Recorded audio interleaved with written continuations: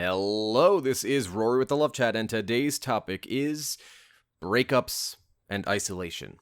This is very near and dear to my heart, as this is something that I have struggled with deeply whenever I go through a major breakup, and I think it's just a character flaw, if I'm being honest with you. I think that for some people, they dive right into isolation because it's all that they know. It's a cocoon where you cannot be harmed by another human. I'm doing this video because it is so easy after a breakup to isolate yourself and to cut out the people who are really trying to get you to be saved from yourself. And so it's important, and I want to have the dialogue, and I want to hear some thoughts and opinions as to what can be done to help avoid this state of isolation. Look, at our very core, we are social creatures. Now, you hear channels like mine talk a lot about you should not need another person to make you happy. But when we say that, obviously we're talking about a romantic context, right? So I don't need a girlfriend to make me happy, or a wife, or you don't need a boyfriend, a husband, whatever. Because if that's the pillar, right? If that's what you choose to make you happy, and then that thing disappears or breaks up with you or whatever might happen, perhaps moves away or something along those lines, then you lack the ability innately to make yourself happy. However, some things in our life must be social. We are, after all, social creatures. We socialize when we go to school. We socialize when we work. We socialize even if we don't talk to anybody on our way to get a cup of coffee. Because nonverbal communication is 80% of communication. And think about that.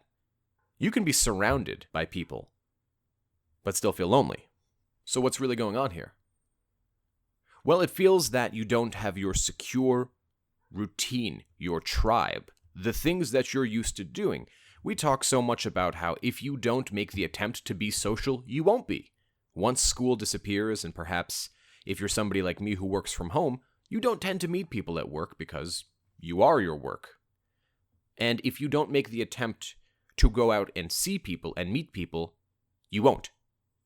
And it's so very important for people who are going through breakups, more than people who are fine and who have nothing else really going on in their life, negatively speaking.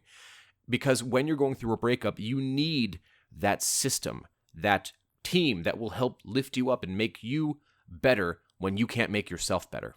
In other words, yes, your friends are very literally trying to save you from yourself when you might not be seeing something that they are all seeing.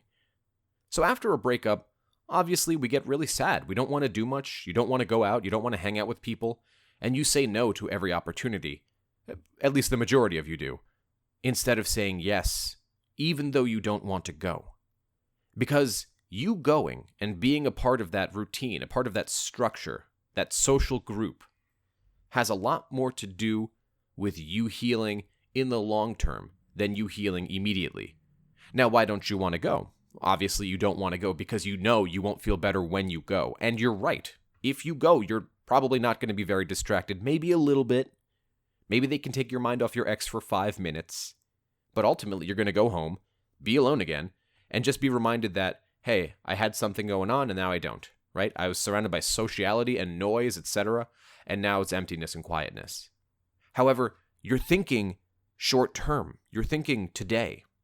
Instead, you need to be thinking weeks, months.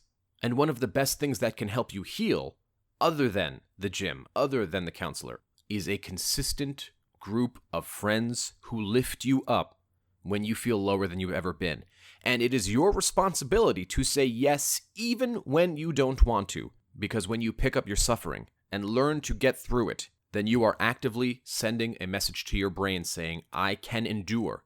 Not only that, I can excel. And so don't allow yourself to sit on the couch when people are trying to drag you out of the house.